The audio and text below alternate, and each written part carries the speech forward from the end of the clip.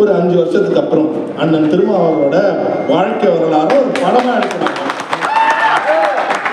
அப்படி அந்த படமா எடுத்தா அந்த படத்தை யார் டைரக்ட் பண்ணா நல்லா இருக்கும்?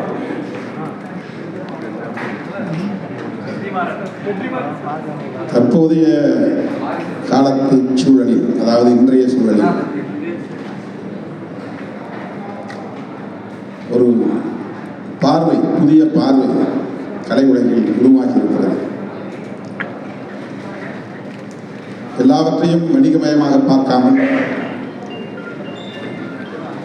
சமூக நடப்புகளை உரையாடக்கூடிய ஒரு உரையாடலுக்கான களமாக இன்றைக்கு திரை உலகம் மாறி வருகிறது. குறிப்பாக தமிழ் கலை உலகம் மாறி வருகிறது.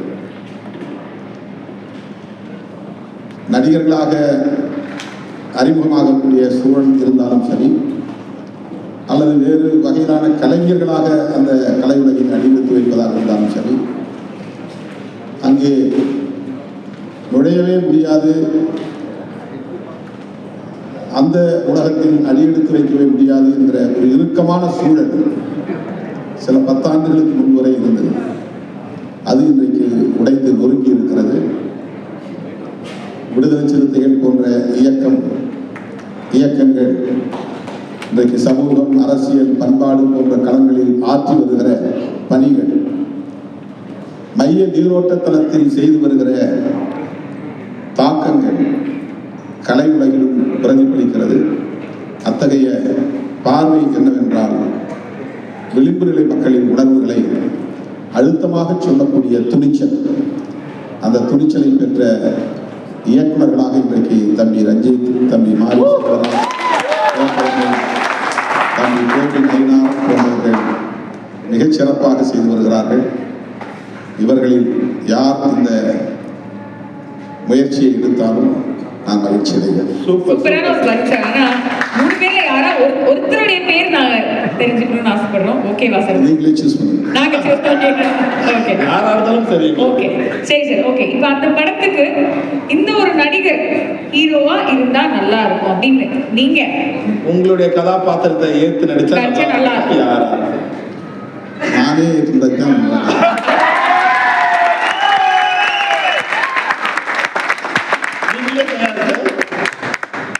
நீங்களே தயார். நகைச்சுவைக்காக சொல்லவில்லை. யாரும் யார் மாதிரியும் இமிட்டேட் பண்ண முடியாது. எல்லாரும் ஒவ்வொருத்தரும் ஒரு யூனிக்னஸ் தனித்தனியாக இருக்கு.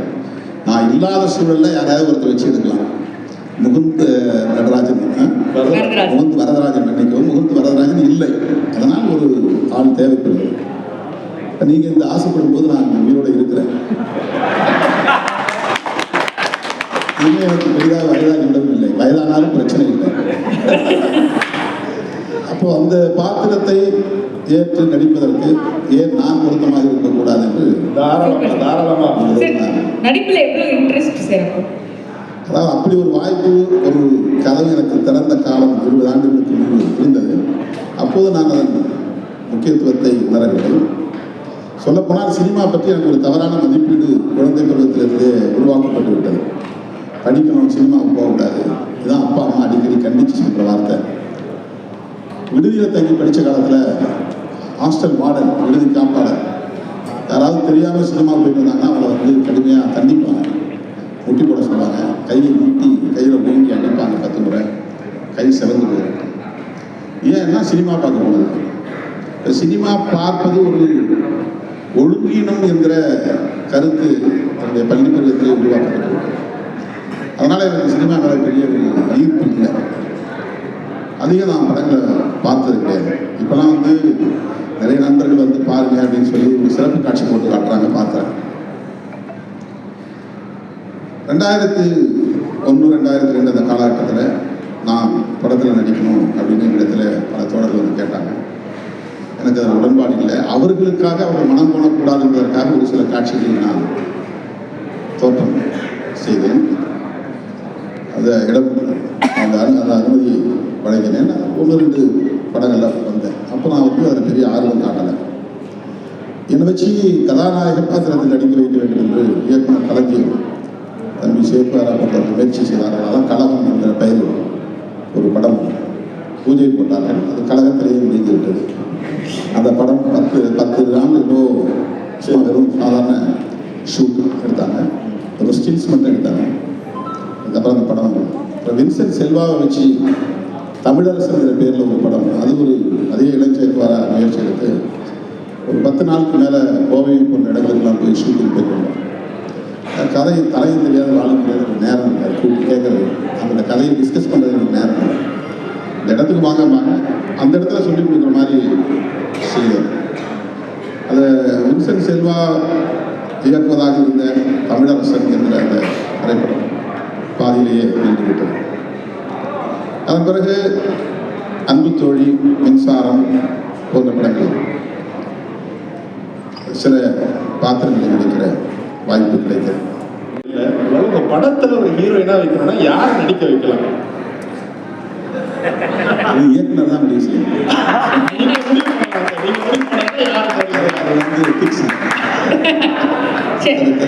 சரி, அடுத்த கேள்வி. என்ன தலைப்பு வைக்கலாம், என்ன டைட்டில் வைக்கலாம் படத்தோட? அந்த டைட்டில் அது எல்லாமே இயக்குனர் தான் தீர்மானிப்பாங்க. ஏன்னா இயக்குனருக்கு தான் ஒரு கதையை எப்படி கமர்ஷியலாக வெற்றிபெறுகிறது, சமூகத்தினுடைய கவனத்தை ஈர்க்க வைக்கக்கூடிய ஆற்றல் எத்தகைய தலைப்புக்கு இருக்கு என்பது அவர்களுக்கு தெரியும். ஆக முதலில் கதை ஸ்கிரிப்ட் எழுதப்பெற்று அதில் எந்த பகுதி முதன்மை கருவாக இருக்கிறது என்பதை உணர்ந்த பிறகு இயக்குநர்கள் அதை தீர்மானிப்பார்கள். அது நாமே சொல்வது பொருத்தமில்லை. அதான் சரிங்க சார், ரொம்ப அழகா சொன்னீங்க. இப்ப எல்இடியில சில பல வார்த்தைகள் வரப்போகுது. அந்த வார்த்தைகளுக்கு பின்னாடி ஒவ்வொரு போட்டோ இருக்கும். ஸோ அந்த போட்டோ, அந்த வார்த்தையும் அந்த போட்டோவையும் கனெக்ட் பண்ணி நீங்க அவங்களுக்கு ஏதாச்சும் சொல்லணும்னா சொல்லலாம். S, LED please. கான்ட்ரோவர்சியலா இல்லாம இல்ல கான்ட்ரோவர்சியலா ஒன்னு சூஸ் பண்ணலாம் சார். முதல்ல என்ன சூஸ் பண்ணலாம்? இதுல படம் பின்னாடி சூஸ் பண்ணீங்கன்னா அதுக்கு பின்னாடி படம் வரும். நீங்க அறிவுரை சொன்னீங்கன்னா அதுக்கு பின்னாடி ஒரு புகைப்படம். நான் சொன்ன பிறகு யாரும் சொல்லணும், தலைவர் பேர் சொல்லணும். இல்ல இப்போ நீங்க அறிவுரை தேர்ந்தெடுக்கிறீங்க அப்படின்னா அதுக்கு பின்னாடி ஒரு போட்டோ, ஒரு ஆள், ஒரு மனிதருடைய போட்டோ வரும். சோ அவங்களையும் அந்த அறிவுரையும் கனெக்ட் பண்ணி அவங்களுக்கு ஒரு அறிவுரை சொல்லலாம். அந்த மாதிரி சரி, அறிவுரையை ஆரம்பிச்சிடலாம். அறிவுரை.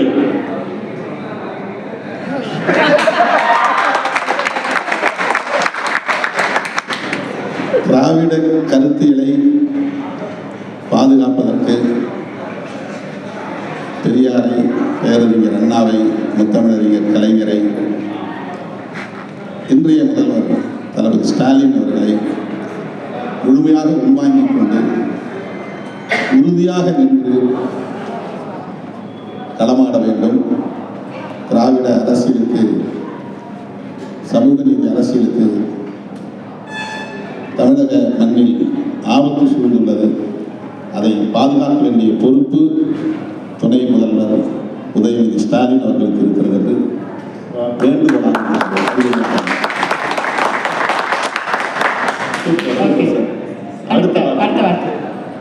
பாராட்டு.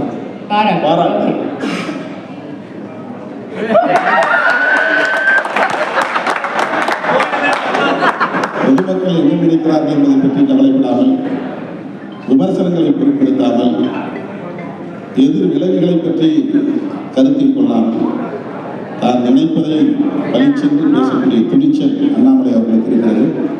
அதில் ஒன்றுதான் 20,000 புத்தகங்களை படித்தேன் என்ற சொன்னார். அந்த துணிச்சலை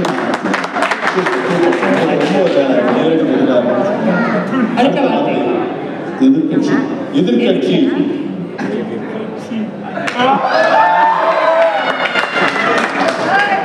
அவர் ஆளுங்கட்சியாக வேண்டும் என்ற ஆவலோடு அடியெடுத்து வைத்திருக்கிறார் அரசியல் களத்தில்.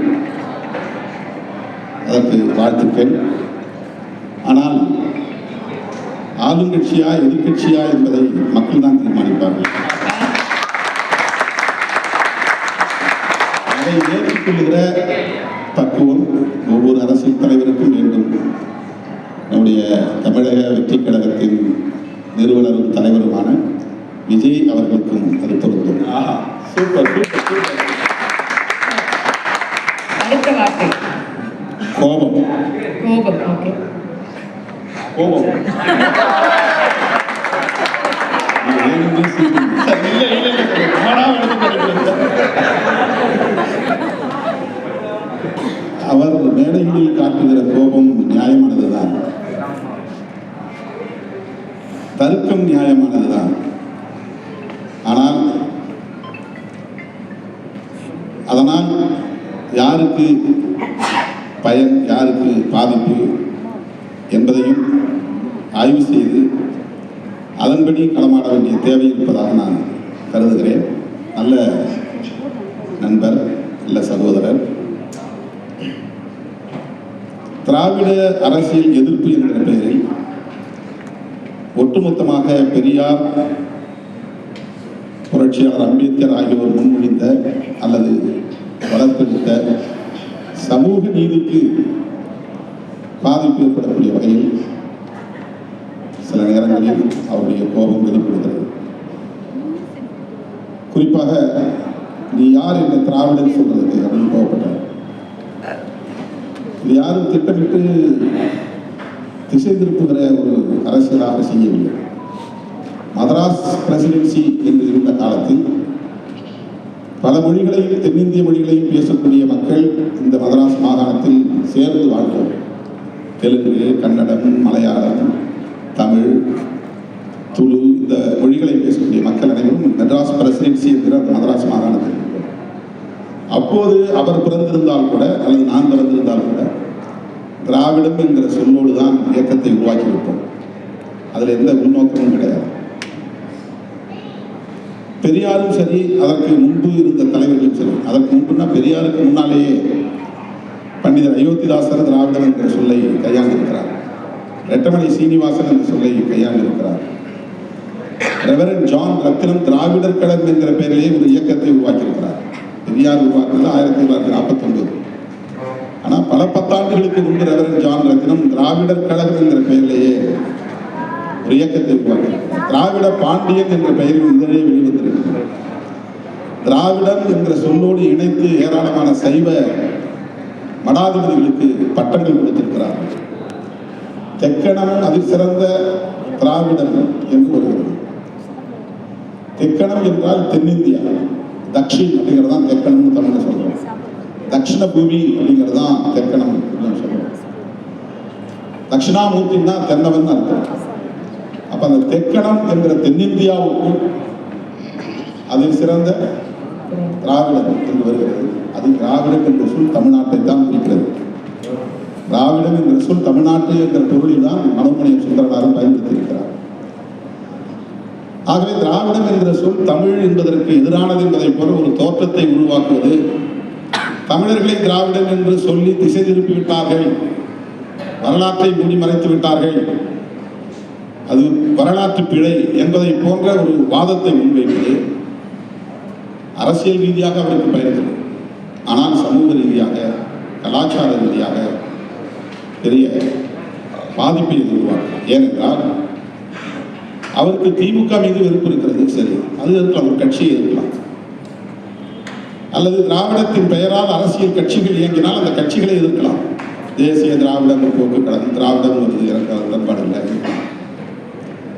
அண்ணா திராவிட முன்னேற்ற கழகம், அதில் திராவிடம் வருது, எனக்கு உடன்பாடு இல்லை, எதிர்க்கலாம்.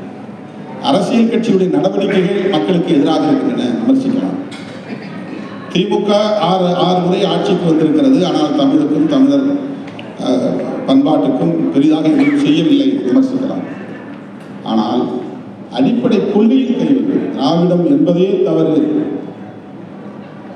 அதை கோபத்தோடு வெளிப்படுத்துகிற போது இளைஞர்கள் அதை உண்மை என்று நம்புகிறார்.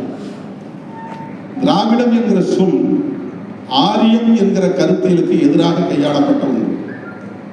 அது நிலப்பரப்பை குறித்த சொல் அல்ல, அல்லது மொழி தொகுப்பை குறிக்கிற சொல்லாகவும் இல்லை.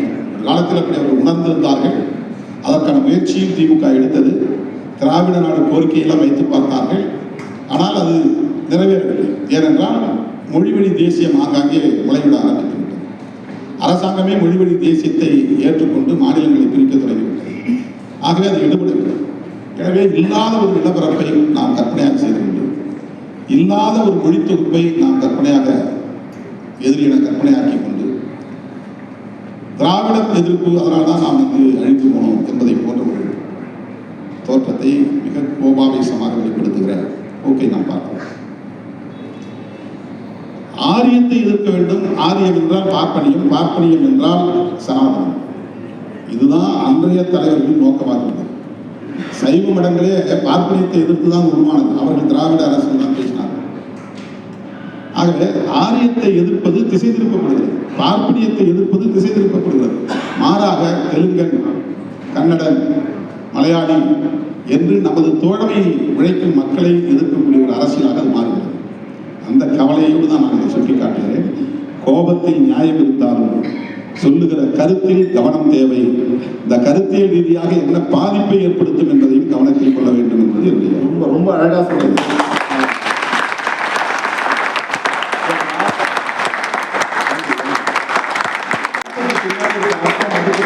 வரலாறுலாம் சொன்னீங்க.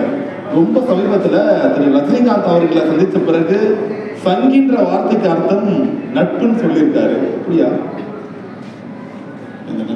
இல்ல இல்ல, அவர் சீமான் அவர் சொல்லியிருக்காரு. பொதுவாக இந்தியாவில் சங்கி என்கிற சொல்லுக்கு பொருள் ஆர்எஸ்எஸ் இயக்கத்தை சார்ந்தவன் என்றால் பொருள். ஒரு காலத்தில் சங்கம் என்றால் பௌத்தத்தை தான் பிடிக்கும். பௌத்தத்துக்கு தான் சங்கம் பேரு. பௌத்தம் மதம் இல்லை. பௌத்தத்தை புத்தருடைய சீடர்கள் சங்கம் என்று தான் சொன்னார். தம்மம் சரணம் கச்சாமி, சங்கம் சரணம் கச்சாமி, அதில் வரும் புத்தம் சரணம் கச்சாமி. அதில் சங்கம், சங்கம்னா அமைப்புன்னு அர்த்தம். இப்போது சங்கம்னா ஆர்எஸ்எஸ் தான் பிடிக்கும். அப்படி ஒரு நிலை உருவாகிடுச்சு. சங் பரிவார் அப்படின்னா ஆர்எஸ்எஸ் உடைய குடும்ப அமைப்புகள் அப்படின்னு. பரிவார்னா குடும்பம் அர்த்தம் வடமொழியில். பரிவாரம் என்றால் குடும்பம், குடும்ப உறவு. சண்டையில் கூட சொல்லுவாங்க, போய் படை பரிவாரத்துக்கு உட்படாது. பரிவாரம்னா உனக்கு உற்றார் உறவினர் தான் வச்சுக்கேன். இப்போ ஆர்எஸ்எஸ் என்பது 1925 நாக்பூரில் உருவான ஒரு இயக்கம். அது 100க்கு 100 பிராமணர்களுக்காக, அதாவது பார்ப்பனர்களுக்காக உருவாக்கப்பட்ட ஒரு சங்கம். ஆர்எஸ்எஸ் என்ற பெயரை தவிர அது பார்ப்பனர் சங்கம். முதலியார்னா முதலியார் சங்கம் வச்சிடறாங்க, நாடார்கள் நாடார் சங்கம் வச்சிடறாங்க, வன்னியர்கள் வன்னியர் சங்கம் வச்சிடறாங்க. இவங்களுக்கு அந்த மாதிரி கால்குலேஷன்லாம் தெரியாது. மூடி மறைச்சி அரசியல் தெரியாது. நேராக வன்னியர்னா வன்னியர், வீர வன்னியர். அந்த மாதிரி ஆதி திராவிடர்களும் சரி, ஒவ்வொரு சமூகத்தை சார்ந்தவர்களும் சாதியின் பெறார் சங்கத்தை வைத்திருக்கிறார்கள். ஆனால் பார்ப்பனர்கள் எவ்வளவு புத்திசாலி இருப்பார்கள். அந்த இயக்கத்தை தொடங்குகிற போதே ராஷ்டிரிய சேவக் சங் என்றுதான், சுய சேவக் சங். ராஷ்டிரியம்னா தேசிய, சுய சேவக்னா தன்னார்வ தொண்டு, சங்கம்னா இயக்கம் அல்லது அமைப்பு. தேசிய தன்னார்வ தொண்டு இயக்கம், அதுதான் ஆர்எஸ்எஸ் தமிழ். அந்த இயக்கம் பார்ப்பனர்களுக்காகவே பார்ப்பனர்களால் உருவாக்கப்பட்டது. அதிலும் குறிப்பாக சித்பவன் அப்படின்னு ஒரு சாதி இருக்காங்க. பார்ப்பனர்கள் வர்ணம் தான், சாதி பேர் கிடையாது. சரி சரி சரி. பார்ப்பனர் அப்படின்னா அது ஒரு வர்ணத்தின் பெயர். எப்படி சத்திரியன் அப்படின்னா வர்ணமோ, சூத்திரன் அப்படின்னா வர்ணமோ, அந்த மாதிரி பார்ப்பனர்கள் அல்லது பிராமின் அப்படின்னா அது ஒரு வர்ணத்தின் பெயர். அதில் நிறைய சாதிகள் இருக்கின்றன. ஐயர், ஐயங்கார், நம்பூதிரி, அந்த மாதிரி ராய், முகர்ஜி, பானர்ஜி, சாட்டர்ஜி, அப்படிப்பட்ட வரிசையில் நூற்றுக்கணக்கான சாதிகளில் சித்பவன் அப்படின்னு ஒரு பேரில் ஒரு சமூகம். அந்த சமூகத்தை சார்ந்தவர்கள் உருவாக்கிய அமைப்பு தான் ஆர்எஸ்எஸ். அதில் வேற யாரும் வேற பார்ப்பனர்கள் கூட தலைமைக்கு வர முடியாது. இடையில யாரோ ஒரு சொல்றாங்க. இதுவரையிலும் வந்திருக்கிற தேசிய தலைவர்கள் பிராமணர்களாக இருந்தாலும் கூட சித்பவன் சமூகத்தை சாராத வேறு யாரும் அந்த பொறுப்புக்கு வர முடியாது. அப்படி ஒரு ரெஸ்ட்ரிக்ஷன் இருக்கு. அவங்களுடைய நல்ல தொண்டெல்லாம் செய்யறாங்க, நம்ம வர முடியாது. கல்வி, சுகாதாரம், மற்றபடி மருத்துவம், இதுவெல்லாம் எதுக்குன்னா அவங்களுடைய அல்டிமேட் எய்மை நிறைவேற்றுவதற்காக மக்களை தன்மையப்படுத்துவதற்கான செயல் திட்டங்கள். அந்த தொண்டு செய்யறாங்க, தன்னார்வ தொண்டு செய்யறாங்க. ஆனா அவங்களுடைய அல்டிமேட் எய்ம் என்ன அப்படின்னா, இப்போ நாத்ராம் கோட்சே இருந்தார் இல்லையா, அவர் அந்த சமூகத்தை சார்ந்தவர். வீர் சாவர்கர் அப்படின்னு சொல்றாங்க, அதான் மாவீரன் சாவர்கர் அப்படின்னு அர்த்தம். வீரன்னா வீரன். அவர் அந்த சமூகத்தை சார்ந்தவர். அவங்க முடிவெடுத்து காந்தியை படுகொலை பண்ணாங்க.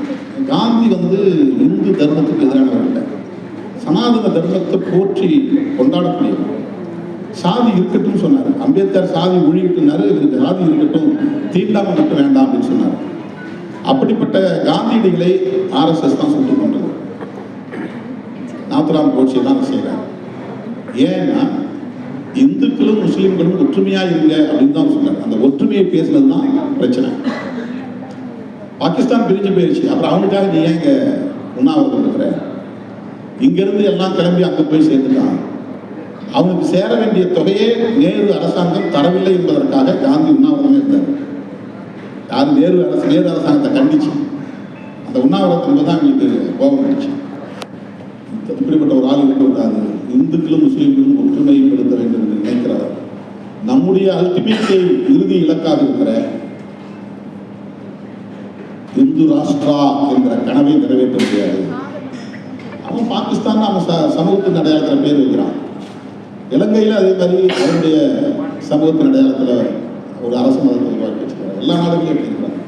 ஏன் இங்கே இந்துக்கள் பெரும்பான்மையாக இருக்கும்போது இந்து ராஷ்டிரா என்று பெயர் வைக்கக்கூடாது? அதாவது இந்து நாடு, இந்து தேசம், இது அவங்களுடைய இந்த கேள்வி ராஜிக்கான. ஆனால் அது ஏன் வேண்டாம்னு முடிவெடுத்தாங்க? பட்டேல் இருந்த இதே காங்கிரஸில் புரட்சியாளர் அம்பேத்கர், ஜவஹர்லால் நேரு போன்ற பெரிய தலைவர்கள் சமகால தலைவர்களாம் விவாதித்து இந்த கான்ஸ்டிடியூண்ட் அசம்பிளிங்கிற அரசியல் நிர்ணய சபையில் ஒரு விரிவான விவாதத்தை நடத்தி இந்து மதம் சமத்துவத்திற்கு எதிரானதாக இருப்பதால் அந்த மதத்தை அரச மதமாக அறிவிக்க முடியாது என்று முடிவு கூறுகிறார். ஈக்குவாலிட்டி இல்லை, மேல் சாதி கீழ் சாதி என்பதை இது நியாயப்படுத்துகிறது. உயர்ந்த வர்ணம் தாழ்ந்த வர்ணம் என்பதை நியாயப்படுத்துகிறது. ஆண் மேலானவன் பெண் கீழானவன் என்பதை ஜெண்டர் ஈக்குவாலிட்டியை ஏற்றுக்கொள்ளாமல் அதை நியாயப்படுத்துகிறது. அப்படிப்பட்ட மதத்தை அரச மதமாக அறிவிக்கக்கூடாது என்ற முடிவுக்கு வந்துதான் இந்தியா என்கிற பெயரோடு இது இருக்கட்டும் என்று முடிவு கொண்டார். அதை பெயரை மாற்றுவதற்கான ஒரு பெரிய நோக்கம் RSS இருக்கு, இன்னைக்கே இருக்கு. அதுக்கு இடம் கொடுக்காம இருப்பது புரட்சியாளர் அம்பேத்கர் அவர்கள் வகுத்தளித்த அரசமைப்பு சட்டம். அதனால் இந்த அரசமைப்பு சட்டத்தை தூக்கி எறிவுங்கிறது நம்முடைய கனவுகள் ஒன்று. அப்படிப்பட்ட ஆபத்தான கொள்கையை, மதசார்பின்மைக்கு எதிரான கொள்கையை, சகோதரத்துவத்திற்கு எதிரான கொள்கையை அந்த இயக்கம் கொண்டிருப்பதால் தான் அந்த இயக்கத்தை எல்லோரும் சங்கிகள், சங்கி கூட்டம் என்று விமர்சிக்கிறார். தமிழ்நாடு முதலமைச்சர் அண்ணன் தளபதி மு.க. ஸ்டாலின் அவர்களை நான் ஏறத்தாழ 35 ஆண்டுகளாக அல்லது 40 ஆண்டுகளாக அறிவேன். அவர் இளைஞரணியின் ஒருங்கிணைப்பாளர்கள் ஒருவராக அறிவிக்கப்பட்ட காலத்திலிருந்து நான் அரசியலை கவனிக்க தொடங்கியவன். கட்சியில் திடுமென அப்பாவின் புகழை வைத்து அவர் இந்த இடத்திற்கு வந்துவிடவில்லை. படிப்படியாக போராடி எதிர்நீச்சல் அடித்துதான் இந்த இடத்தை அவர் எட்டி பிடித்திருக்கிறார். கலைஞரும் அவ்வளவு இலகுவாக அவரிடத்திலே இந்த அதிகாரத்தை ஒப்படைத்துவிடவில்லை. அவர் நகர முடியாது, சக்கர நாற்காலியில் உட்கார்கிற வரையில் இவரிடத்திலே கட்சி அதிகாரத்தையோ ஆட்சி அதிகாரத்தையோ தந்துவிடவில்லை. எவ்வளவு பேர் கலைஞரிடத்திலே போய் சொன்னார்கள், உங்களால் வயது மூப்படைந்த நிலையில் இயங்க முடியாத சூழல் இருக்கிறது, தம்பி ஸ்டாலின் இடத்தை ஒப்படைக்கலாம் அல்லவா என்று அவருக்கு எடுத்து வைத்தார். ஆனால் கலைஞர்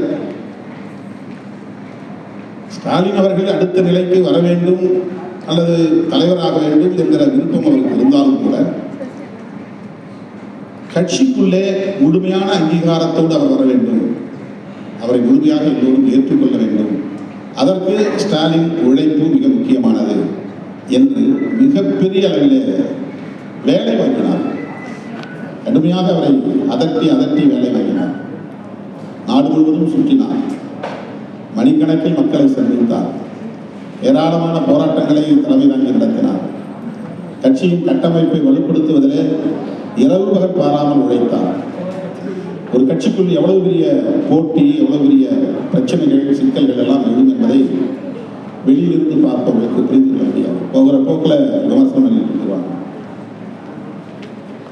எல்லா களங்களிலும் போட்டியில் உண்டு. ஆனால் அரசியல் களத்தில் போட்டி எதுவாக இருக்கும் என்று தீர்மானிக்கவே முடியாது. எந்த நேரத்தில் கால் மாறப்படும் என்பது தெரியாது. அப்படிப்பட்ட சூழ்ச்சி நிறைந்த அரசியல் களத்தில் தாக்குப்பிடித்து நின்று கட்சியையும் காப்பாற்றி ஆட்சியையும் கைப்பற்றி ஒரு கூட்டணிக்கும் இன்றைக்கு 7-8 ஆண்டுகளாக தலைமை தாங்கி நடத்தக்கூடிய ஒரு ஆளுமை அண்ணன் தளபதி ஸ்டாலின் அவரிடத்திலே இருப்பதை நான் பார்க்கிறேன். பொதுத்துறைக்காக சொல்லப்படுகிற ஒன்று அல்ல. நான் களத்தில் ஒவ்வொரு அங்குலமாக அவரோடு கைகோர்த்து நின்று பணியாற்றியவர். பல சந்தர்ப்பங்களில் ஈழத்தமிழர் பிரச்சனைகளில் டெசோ என்ற அமைப்பை மறுபடியும் உருவாக்க வேண்டும் என்று கோரிக்கை வைத்தது நாங்கள் தான். ஒரு காலத்தில் 80களின் தொடக்கத்தில் டெசோ என்ற அமைப்பை கலைஞர் உருவாக்கினார். அகில இந்திய அளவில் தலைவர்களை அழைத்து வந்தார். அது ஒரு காலகட்டம். முள்ளிவாய்க்கால் இனக்குலைக்கு பிறகு மறுபடியும் எல்லா அரசியல் சக்திகளையும் ஜனநாயக சக்திகளையும் ஒருங்கிணைப்பதற்கு தமிழீழம் சப்போர்ட்டர்ஸ் ஆர்கனைசேஷன், அதான் டெசோ, டெசோ, அதை மறுபடியும் தொடங்க வேண்டும் என்ற கோரிக்கையை விடுதலை சிறுத்தைகள் தான் கலைஞரிடத்தில் வைத்தோம். நாங்கள் எந்த கோரிக்கை வைத்தாலும் உடனுக்குடன் அதை நிறைவேற்றக்கூடியவராக தமிழர்கள் கலைஞர் இருந்தார். அப்போ அந்த டெசோ அமைப்பு இந்தியாவில் இருக்கிற எல்லா நாட்டு தூதரகங்களுக்கும் சென்று அந்த தூதர்களை சந்தித்து ஈழத்தமிழர்களின் பிரச்சனைகளை பேச வேண்டும். அந்த குழுவில் அவர்கள் இருந்தார், நானும் இருந்தேன். நாங்கள் டெல்லி பல்வேறு இடங்களுக்கு சேர்ந்து பயணித்திருக்கிறோம். அவருடைய நட்பு ஏறத்தாழ 30 ஆண்டுகால நட்பு. நட்புக்கு உரிய முக்கியத்துவத்தை தருவார், உணர்வுகளை மதிப்பார். முதல்ல 2001 நாங்கள் வந்து அக்ரிமெண்ட் போட்டோம், ஒப்பந்தம். எங்களுக்கு 7 தொகுதி தான் முதல்ல ஒப்பந்தத்தில் முடிவாகிருந்துச்சு. நான் என்னுடைய நண்பர் ஒருத்தர்கிட்ட வருத்தப்பட்டு சொன்னேன், மற்ற கட்சிகளுக்கெல்லாம் கொஞ்சம் கூடுதலாக, ஒரு உதாரணத்துக்கு புதிய தமிழகத்துக்கு 10 கொடுத்துருக்குறாங்க, எங்களுக்கு 7 தான் கொடுத்துருக்குறாங்க அப்படின்னு சும்மா இவர்கிட்ட சொல்லலை. இந்த கட்சியை சார்ந்த என்னுடைய நண்பர் ஒருத்தர் சொன்னார். அவர் உடனே அதை தளபதி சொன்னார்.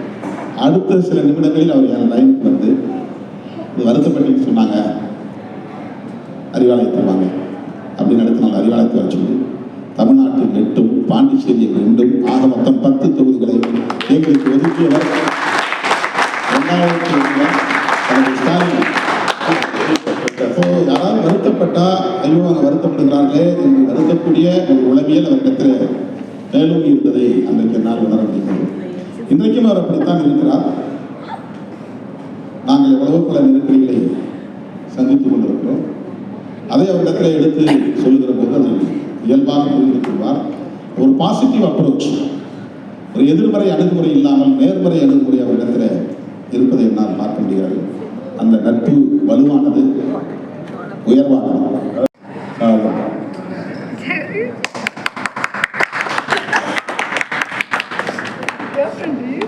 அம்மன் கோயில் கிடக்காலையும் ஒரு படம் பார்த்துருந்தேன். அதில் காதல் காட்சிகள், அந்த பாடல்கள். அப்போ நான் சென்னையில் மாநில கல்லூரி மாணவனாக படித்துக் கொண்டிருந்த காலம் ரொம்ப நான் ரசிச்சிருக்கிறேன். அவர் வந்து காதலை கொச்சைப்படுத்தியதில்லை.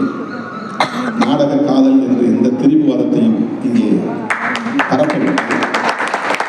காதலுக்கு எதிரான ஒரு கருத்தியலை கட்டமைக்கவில்லை. காதலுக்கு ஒரு கட்சிதான் காரணம் என்று சொன்னதில்லை. காதலுக்கு ஒரு நபர்தான் காரணம் என்று அடாத பழி போட்டதில்லை. காதல் இயல்பானது, காதல் நுட்பமானது, காதல் மனிதன் தோன்றிய காலத்திலிருந்து தொடரக்கூடியது. இன்னும் இருக்கும் மனித குலம் இருக்கிற வரை இந்த யதார்த்தத்தை புரிந்து கொண்ட ஒரு இயல்பான மனிதர், நல்ல உள்ளத்துக்கு சொந்தக்காரர். அவரோடு சேர்ந்து பயணிக்கிற வாய்ப்பு எனக்கு 2016 கிடைத்தது. ஒரு குழந்தை உள்ளம். என்னை பார்த்ததும் அவர் என்னை தாவி அணைக்க முன்வருவார். அவரை பார்த்ததும் என்னை அறியாமல் நான் மகிழ்ச்சியால் பூரிப்பார் பொங்கி போவேன். அந்த அளவுக்கு என் மீது அவர் ஒரு அதீதமான பற்றுதலை வெளிப்படுத்தியிருக்கிறார். பொதுவாக எனக்கு கடந்த 30 ஆண்டு கால அரசியல் ஏதேனும் ஒரு காரணம் சொல்லி ஓரம் கட்டுவது அல்லது அவமானப்படுத்துவது, வீண் பழி சுமத்துவது, அவதூறுகளை பரப்புவது என்பதையே நான் சந்தித்திருக்கிறேன். ஆனால் அதை தாண்டி அப்படிப்பட்ட எந்த விமர்சனங்களையும் என் மீது வைக்காமல் இந்த கூட்டணியில் திருமாவளவனோடு இணைந்து பயணிப்பதில் மகிழ்ச்சி அடைகிறேன் என்று வெளிப்படையாக அறிவித்த ஒரு பெரிய மனிதர், நல்ல அவருக்கு இந்த நேரத்தில் நான் என்னுடைய நன்றியை காத்துகிறேன். Super super sir. ஸோ இப்போ அடுத்து சின்ன தளபதி.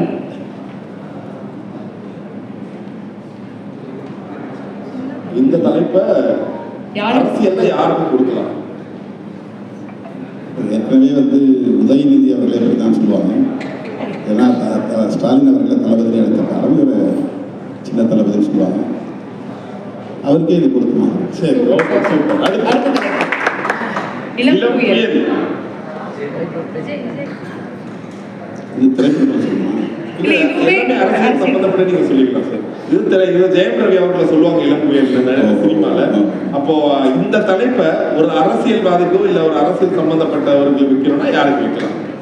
அவங்களுக்கு இந்த தலைப்பு கொடுக்கிறோம் இளம் புயல். ஏற்கனவே தமிழக வாழ்வுரிமை கட்சி தலைவர் வேல்முருகன் அவர்களுக்கு இளம் புயல் வேல்முருகன் அழைக்கிறார்கள். Super sir. அடுத்த தலைப்பு நடிகர் திலகம். சமாஜுக்கு மட்டுமே உரியது, யாருக்கும் தர வேண்டாம். யாருக்குமே பொருந்தாது. சமாஜுடைய எத்தனையோ அரசியல் நடிகரை நீங்க பார்த்திருப்பீங்க சார், இடம் போட்டிருப்பீங்க. அது வேண்டாம், கான்ட்ரவர்சி. சரி, அடுத்து புரட்சி தளபதி. சிரிச்சுட்டு வந்துருக்கீங்க. அரசியல் வைக்கணும், ஏன் நடிகர்கள் வைக்கணும் உங்களுக்கு யோசனை வரலாம். ஆனா வச்சிருக்காங்க வழி இல்லை. இப்போ புரட்சி தமிழர்னு எடப்பாடி கூப்பிடுறாங்க. புரட்சி தளபதி. புரட்சி தளபதினு அரசியலில் இவங்க யார் பேர் எழுதி போகிறாங்கன்னு தெரியல. ஏற்கனவே தளபதிங்கிற பெயரோட அடைமொழியோட விஜய் கொடுக்குறாரு. அவருக்கு அவருடைய தொண்டர்களுக்கு வேலைப்படி அழைக்க வாய்ப்பு இருக்கிறது. வாழ்த்துக்கள். சூப்பர். ஓகே, அடுத்து சூப்பர் ஸ்டார்.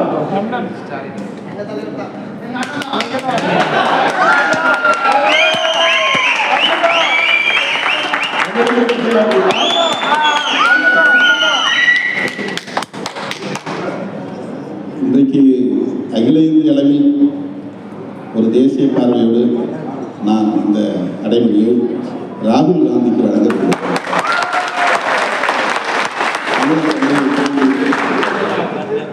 அவர் பாரத் ஜோடோ யாத்ரா நடத்திய பிறகு அவர் மீதான மதிப்பு மிகவும் உயர்ந்திருக்கிறது. அவருடைய பாட்டி இந்திரா காந்தி அம்மையார் மிக கொடூரமாக கொல்லப்பட்டார். அவருடைய தந்தை கொல்லப்பட்டார். அவ்வளவு பெரிய இழப்பு இந்த குடும்பத்திலே நேர்ந்திருக்கிறது. பொதுவாக இவ்வளவு பெரிய இழப்பை தாங்கிய குடும்பத்தில் ஒரு அச்சம் இருக்கும், ஃபோபியான்னு சொல்லுவாங்க. இந்த மாதிரியான ஒரு அச்சம் இருக்கும். பொது வாழ்க்கையே வேண்டாம், இவ்வளவு மோசமாக இருக்குது. கூட இருந்தவர்களே படுகொலை செய்திருப்பார்கள் இந்திரா காந்தி அம்மையார். அதுபோல ராஜீவ்காந்தி அவர்களின் உடலை கூட்டி குப்பையை அணிவது போல நல்ல நேர்ந்தது. இதெல்லாம் சாதாரணமான பாதிப்பை, உளவியல் பாதிப்பை ஏற்படுத்தியிருக்காது. இதெல்லாம் நாம் நினைத்து பார்க்கவே முடியவில்லை. சாதாரணமாக ஒருத்தர் நல்ல 90 வயசு இருந்துட்டு இறந்து போனால் கூட நம்மளால் அந்த இழப்பை தாங்க முடியாது. அழுகிறோம், பயங்கரமாக அழுகிறோம். ஐயோ தாத்தா இல்லை, நேற்று இருக்கார் இல்லை. ஆனால் இன்னும் பல 10 ஆண்டுகள் வாழ வேண்டியவர், பெரிய ஆட்சி அதிகார பீடத்தில் அமர வேண்டியவர், உலகளாவிய அரசியலை திசை திருப்பக்கூடிய அளவுக்கு ஆளுமை பெற்றவர் ராஜீவ்காந்தி. அவர் கொல்லப்பட்டார். அவருடைய உடல் சுக்கு நூறாக சிதறியது. குப்பையை அள்ளுவது போல் அள்ளி கொண்டு போய் இதுதான் ராஜீவின் உடல் என்று அவருடைய குடும்பத்தினர் ஒப்படைத்தார்கள் காவல்துறையினர். இவை அனைத்தும் அறிந்த நிலையிலும் கூட மக்களுக்கு தொண்டாற்றுகிற துணிச்சலை ராகுல் காந்தி பெற்றிருக்கிறார். அதைவிட ஆபத்து இருக்கிறது என்றாலும் கூட அதை நான் பொருட்படுத்த மாட்டேன். அப்படி ஒரு வேளை எனக்கும் அப்பாவுக்கும் நேர்ந்த கதி நேர்ந்தாலும் பரவாயில்லை என்ற துணிச்சலோடு கன்னியாகுமரியில் தொடங்கி காஷ்மீர் வரையில் தன் கால்களால் இந்திய தேசத்தை அளந்தவர். மாவோவின் நீண்ட பயணத்திற்கு பிறகு ராகுலின் நீண்ட பயணம் அரசியல். இது எந்த முன்னோக்கத்தோடும் நான் சொல்லவில்லை, நான் மனதார உணர்வதை சொல்லுகிறேன். அது கிழக்கிலிருந்தும் மேற்கே என்ற பயணமாகவும் நடந்து முடிந்தது. ஒட்டுமொத்த இந்திய இந்தியாவில் தெற்கிருந்து வடக்கு, கிழக்கிருந்து மேற்கு என்று கூட்டல் குறி வகையில் அளந்தவர் ராகுல். அவருடைய துணிச்சல், அவருடைய தொண்டுள்ளம். அவர் பிரதமராக இருக்கலாம், மக்கள் தேர்ந்தெடுக்காமல் இருக்கலாம், ஆனால் அந்த துணிச்சலும் தொண்டுள்ளமும் பாராட்டத்தக்கது. எனவே விடுதலை சிறுத்தைகளின் சார்பில் அவருக்கு சூப்பர் ஸ்டார் என்று